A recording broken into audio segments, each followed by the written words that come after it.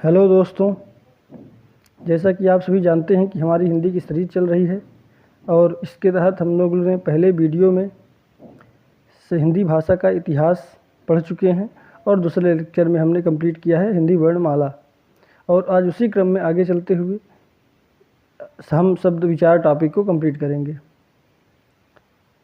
शब्द विचार को पढ़ने के लिए सबसे पहले हमें जाना होगा शब्द किसे कहते हैं। वर्णों का ऐसा सार्थक समूह जो स्वतंत्र अर्थ देने में सक्षम होते हैं उन्हें शब्द कहते हैं। जैसे हमारा कमल हो गया और भी बहुत से शब्द हैं, जगत है, कमल है, कुछ भी है। जैसे शब्दों का ऐसा क्रम और वर्णों का ऐसा क्रम होना चाहिए जिसका अर्थ निकले। जैसे यदि हम इसको और अन्य तरीके से अरेंज करें तो फिर यह शब्द नहीं बनेगा शब्द। जब उसका एक सार्थक अर्थ निकले तभी वह शब्द है। उसके बाद जब शब्दों को जब व्याकरण के नियमों से बांध दिया जाता है तो उसे पद कहते हैं। जैसे ये हमारा कमल का फूल सुंदर लगता है, ये सभी इसमें जितने भी शब्द हैं सब एक पद का कार्य करते हैं वाक्य के अंदर। पद 5 प्रकार के होते हैं: संज्ञा पद, सर्वनाम पद, क्रियापद, विशेषण पद और अव्यय पद। जैसे अब इस हमारे वाक्य में कमल का फूल सुंदर लगता है, इसमें कमल हो गया, फूल के बारे में बात किया गया है तो कमल हमारा संज्ञा हो गया, पदबंध हो गया। और फूल सुंदर जो लगता है, सुंदर ये विशेषता हो गई, लगता है ये क्रिया हो गई। इसी तरह इनको प्रत्येक को पद बोलते हैं। शब्दांश, शब्दों के अंश को शब्दांश कहा जाता है। जैसे अचानक शब्द में आ प्लस चा प्लस नक बन से शब्दांश हैं। ये अलग अलग शब्दांश हैं जो कि एक होकर शब्द बन जाते हैं। अचानक जिसे शब्द बन गया। शब्द निर्माण की अगर हम इकाइयों की बात करें तो शब्द निर्माण की 4 इकाइयाँ होती हैं। इसके अंतर्गत शब्द का निर्माण किया जाता है। फर्स्ट है उपसर्ग और दूसरा है प्रत्यय, तीसरा है संधि, चौथा है समास। उपसर्ग में क्या होता है कि उपसर्ग ऐसा है कि ऐसे शब्दांश जो शब्द के पूर्व में जुड़कर उसका अर्थ में परिवर्तन लाए तो वो उपसर्ग होते हैं। और प्रत्यय होता है शब्द जो ऐसे शब्दांश जो शब्द के लास्ट में जुड़कर, अंत में जुड़कर अर्थ में परिवर्तन लाते हैं, प्रत्यय होते हैं। संधि वर्णों के मेल से बनती है और समास शब्दों का विग्रह, दो अलग शब्द जो है जब मिलते हैं तो उससे समास बन जाता है। शब्द के भेद, शब्द के मूलतः 2 भेद होते हैं, सार्थक और निरर्थक शब्द। अगर हम सार्थक शब्द की बात करें, जिन शब्दों का अपना स्वतंत्र अर्थ होता है, जैसे कमल है, सूर्य है, दिवाकर है, हाथ है, पाँव है, कुर्सी, गजानन, इनका अपना स्वतंत्र अर्थ है तो सार्थक शब्द हैं। और एक होता है निरर्थक शब्द। निरर्थक जिन शब्दों का अपना कोई अर्थ नहीं होता उसे निरर्थक शब्द कहते हैं। जैसे पानी वानी, ये अब एक अकेले आ भी नहीं सकते हैं, एक सार्थक शब्द के साथ में ही आते हैं। जैसे पानी वानी, दाना वाना, साए साए है, दक दक है, फर्र है, ये सब निरर्थक शब्द हैं। इनका कोई अर्थ नहीं होता है, बस ये प्रयोग में लाए जाते हैं साथ में। व्युत्पत्ति, रचना या बनावट के आधार पर यदि हम आधार पर शब्द भेद की बात करें तो वह 3 प्रकार के होते हैं: रूढ़ शब्द, यौगिक शब्द और योग रूढ़ शब्द। रूढ़ शब्द वह शब्द हैं जिन शब्दों का सार्थक खंड नहीं किया जा सकता। जैसे हाथ, नाक, फूल, कुर्सी, चिड़िया, तोता, इन सब के खंड नहीं किए जा सकते हैं। जबकि यौगिक शब्द में ऐसा नहीं है। यौगिक शब्द योग प्लस इक 2 शब्दों से जुड़कर बना है। योग का अर्थ है जुड़ना और इक का मतलब होता है साथ में जुड़कर। जिन शब्दों का सार्थक खंड किया जा सकता है, जैसे गणेश है, गण धन ईश के मिलने से गणेश बन जाता है, यह यौगिक शब्द है। दिन धन ईश, दिनेश, आ प्लस हार आहार बन गया, प्रतिधन आहार प्रत्याहार बन गया। कुमुदनी है, कुमुद धन इनी है, सफल धनता है, सफलता, सिर धन दर्द है, सिर दर्द हो जाएगा। ये सब यौगिक शब्द हैं। और योग रूढ़ शब्द,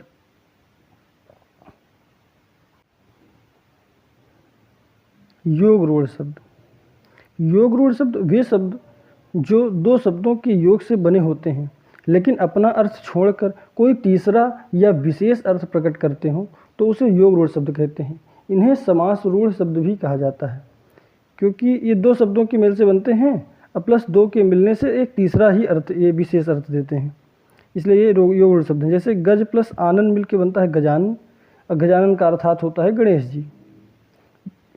क्या होता है ना कि ये योग रूढ़ शब्द, जैसे भूमि धन जा मिल के भूमिजा बन गया, ये योग रूढ़ शब्द है। जो इसका विशेष अर्थ निकलता है वो है माँ सीता। जैसे वीणा धन पाड़ी मिल के वीणा पाड़ी बन गया, ये योग रूढ़ शब्द है। और ये जो विशेष अर्थ दे रहा है वो माता सरस्वती का है। उसके बाद नीर धन दा है, जो नीर यानी पानी हो गया, दा धन जो देता है, नीरद अर्थात बादल हो गया। नीर यानी कि पानी और जा मतलब जो जन्म लेता है, नीरज अर्थात कमल हो गया। गज का है आनंद, जिसका गजानन गणेश। यह बहुव्रीहि समास के उदाहरण भी हैं, इसीलिए ये जितने भी समास रूढ़ शब्द हैं ये योग रूढ़ शब्द हैं। ये सब बहुव्रीहि समास के समस्त उदाहरण योग रूढ़ शब्द के ही उदाहरण कहलाते हैं। योग रूढ़ शब्द को समास रूढ़ शब्द भी कहा जाता है। उत्पत्ति उद्गम स्रोत के आधार पर शब्द भेद। उत्पत्ति उद्गम स्रोत के आधार पर शब्द 5 प्रकार के होते हैं: तत्सम, तद्भव, देशज, विदेशज और संकर शब्द। तत्सम शब्द होता है तत् धन सम के मेल से बना है। तत् यानी उसके, सम मतलब समान। उसके समान यानी किसके समान? संस्कृत भाषा के वे शब्द जो बिना किसी परिवर्तन के हिंदी भाषा में प्रयोग किए जाते हैं उसे तत्सम शब्द कहते हैं। जो पुराने समय से चलते ही चले जा रहे हैं, जो संस्कृत भाषा में जैसे थे वैसे ही आज भी परिवर्तित हो रहे हैं, इसीलिए वह तत्सम शब्द है। तद्भव शब्द क्या है? तत्भव, उससे उत्पन्न जो होता, तत् यानी उससे, भव यानी उत्पन्न, जो उससे उत्पन्न होता है, तत्सम शब्द से ही उत्पन्न होता है तद्भव शब्द। संस्कृत भाषा के वे शब्द जो संस्कृत भाषा से चलकर पाली प्राकृत अपभ्रंश से होते हुए हिंदी भाषा में आकर प्रयोग किए जाते हैं उसे तद्भव शब्द कहते हैं। तत्सम और तद्भव पहचानने के कुछ ये नियम हैं, इनके आधार पर पहचानना आसान हो जाता है। ये प्रायः ये नियम काम करते हैं। जैसे छा का प्रयोग है, छा छत्री के स्थान पर खा या छा। जैसे छा छत्री जो है ये तत्सम में प्रयोग होता है और इसके स्थान पर खा या छा करने पर ये तद्भव रूप बन जाता है। त्रा के स्थान पर ता करने पर तद्भव बन जाता है, या हम कहें कि ता के जगह त्रा का यूज होता है तत्सम में। जिस शब्द में रेफ लगा हो, रेफ रा लगा हो, वह तत्सम शब्द होता है। छ त्रा ज्ञा या श्रा, ये जो जितने भी संयुक्त व्यंजन वाले शब्द हैं ये सब तत्सम होते हैं प्रायः।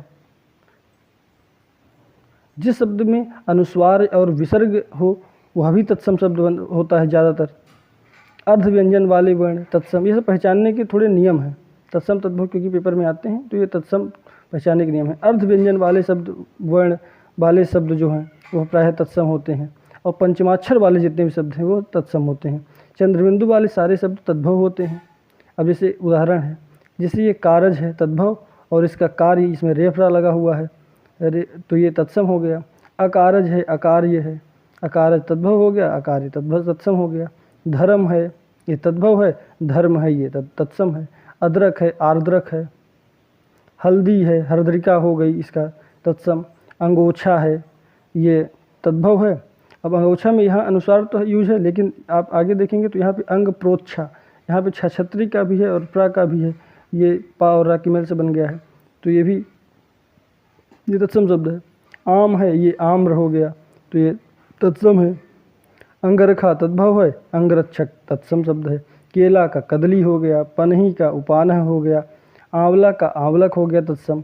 गेहूं का गोधूम हो गया, घी का घृत हो गया, गोबर गोमय। लालटेन को लालटर्न कहते हैं, सब बहुत इंपॉर्टेंट हैं, सब आते हैं पेपर में। घूंघट का अवगुंठन, ये तो कई बार आया है प्रश्न। घूंघट का तत्सम अवगुंठन। चना चणक हो गया, कंगन का कंकड़ हो गया, दूध का दुग्ध हो गया, दही का दधि, या हम कहें कि दधि से दही बना है। जल से पानी बना है। एकादश से 11 बन गया है तद्भव, एकादश तत्सम है। अब हम बात करें देसी या अनार्य शब्द। देसी शब्द प्रायः वे शब्द हैं जिन शब्दों की उत्पत्ति अपने ही देश में हुई हो, उसे देशज शब्द कहते हैं। जैसे लोटा, डोरी, धोती, भुट्टा, भट्ठा, फुनगी, दरवाज़ा, खिचड़ी, खिड़की, तेंदुआ, ये सभी हमारे देसी शब्द हैं। अब विदेशज शब्द, विदेशज शब्द को ही आगत शब्द या मेहमान शब्द कहते हैं। वे शब्द जो बाहर देश की भाषा से आकर हिंदी भाषा में प्रयोग किए जाते हैं उसे विदेशज शब्द कहते हैं। जैसे आदमी, औरत, बेगम, जलेबी, कबूतर, खरगोश, लफंगा, बीमार, बर्फी, नालायक, आवारा, बेशर्म, बेहया, बेवफा, कापी, टाफी, ये सभी शब्द विशेषण शब्द हैं। अब विदेशज शब्द में क्या होता है कि ये अरबी, पुर्तगाली, जापानी, डच, फारसी, तुर्की, इन सभी से देशों से के शब्द हमारे यहाँ यूज होते हैं प्रायः। तो यह सब मतलब कि अलग अलग भी जानना जरूरी है, क्योंकि कभी कभी पूछ लेता है, जैसे कैंची कहाँ का शब्द है, तो पुर्तगाली शब्द है। उसी तरह संकर या मिश्रित शब्द, दो भाषा के शब्दों के योग से बने शब्द को संकर शब्द कहते हैं। दो भाषा के शब्द यानी कि एक जैसे दो भाषा से मिलकर बने हों। अब जैसे टिकट घर है, टिकट और घर, टिकट इंग्लिश का शब्द है, घर हिंदी का शब्द है। बस अड्डा, बस ये इंग्लिश शब्द है, अंग्रेजी शब्द है। रेल गाड़ी है, गाड़ी अंग्रेजी शब्द है, रेल हिंदी शब्द है। बम वर्षा है, रात्रि उड़ान है, दुकान वाला, फेरी वाला, रोशनदान है, पागल खाना है, आदि सब मिश्रित शब्द हैं। अर्थ के आधार पर शब्द भेद, अर्थ के आधार पर शब्द चार प्रकार के होते हैं। शब्द विलोम, समानार्थी, एकार्थी और अनेकार्थी शब्द। अब प्रयोग के आधार पर शब्द भेद 8 प्रकार के होते हैं। संज्ञा, सर्वनाम, क्रिया विशेषण, क्रिया विशेषण, संबंध बोधक, समुच्चय बोधक, विस्मयादि बोधक। और जो विकार के आधार पर शब्द भेद हैं ये 2 प्रकार के होते हैं। और यही जो विकारी शब्द है, जिन शब्दों के रूप में लिंग, वचन, कारक आदि व्याकरणिक नियमों का प्रभाव पड़ता है, उसे विकारी शब्द कहते हैं।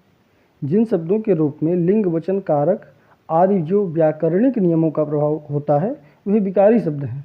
और विकारी शब्द 4 होते हैं, संज्ञा, सर्वनाम, क्रिया और विशेषण, ये विकारी शब्द हैं। जो अविकारी शब्द हैं, जिन शब्दों के रूप में लिंग, वचन, कारक आदि जो व्याकरणिक नियम हैं इनका कोई प्रभाव नहीं पड़ता, उसे अविकारी शब्द कहते हैं। इसके 4 भेद हैं, क्रिया विशेषण, संबंध बोधक, समुच्चय बोधक, विस्मयादि बोधक। तो आज का हमारा टॉपिक इतना ही है। ये बाकी अभी हम इसको और अच्छे से एक्सप्लेन करेंगे, जितने भी इसके ये सब टॉपिक्स हैं, ये संज्ञा, सर्वनाम, क्रिया विशेषण, संबंध बोधक, समुच्चय बोधक, विस्मयादि बोधक हैं। और ये जितने भी अर्थ के आधार पर शब्द भेद हैं, शब्द विलोम, समानार्थी, एकार्थी और अनेकार्थी, इन्हें तो याद करना है, उनकी प्रैक्टिस करना है। इसकी भी हम बहुत जल्दी इसकी भी PDF लाएंगे और बाकी हम अगले लेक्चर में कंप्लीट करेंगे। यह संज्ञा, सर्वनाम, जो ये जितने भी हैं टॉपिक क्रम से कंप्लीट करेंगे इनको। धन्यवाद। जैसे कि हम एक बार समराइज करें पूरे अपने शब्द टॉपिक को, तो हम कह सकते हैं व्युत्पत्ति, रचना या बनावट के आधार पर शब्द भेद कितने प्रकार के हैं? 3 प्रकार के, रूढ़, यौगिक और योग रूढ़। और मूलतः शब्द के भेद जो हैं 2 प्रकार के हैं, सार्थक तथा निरर्थक शब्द। और उत्पत्ति, उद्गम, स्रोत के आधार पर शब्द भेद कितने हैं? 5, तत्सम, तद्भव, देशज, विदेशज और संकर शब्द हैं। और अर्थ के आधार पर 4 प्रकार के हैं, शब्द विलोम, समानार्थी से पर्यायवाची हैं, एकार्थी शब्द और अनेकार्थी शब्द। और विकार के आधार पर शब्द भेद हैं 2 प्रकार के, विकारी और अविकारी। और प्रायः ये प्रयोग के आधार पर शब्द भेद तो 8 प्रकार के हैं, पर यही 4 टॉपिक ये जो विकारी के हो जाते हैं, संज्ञा, सर्वनाम, क्रिया और विशेषण, और अविकारी के 4 हो जाते हैं, क्रिया विशेषण, संबंध बोधक, समुच्चय बोधक और विस्मयादि बोधक। तो ठीक है, आज का हमारा ये टॉपिक कंप्लीट हुआ। बाकी अब हम संज्ञा से फिर से एक्सप्लेनेशन चालू करेंगे। धन्यवाद।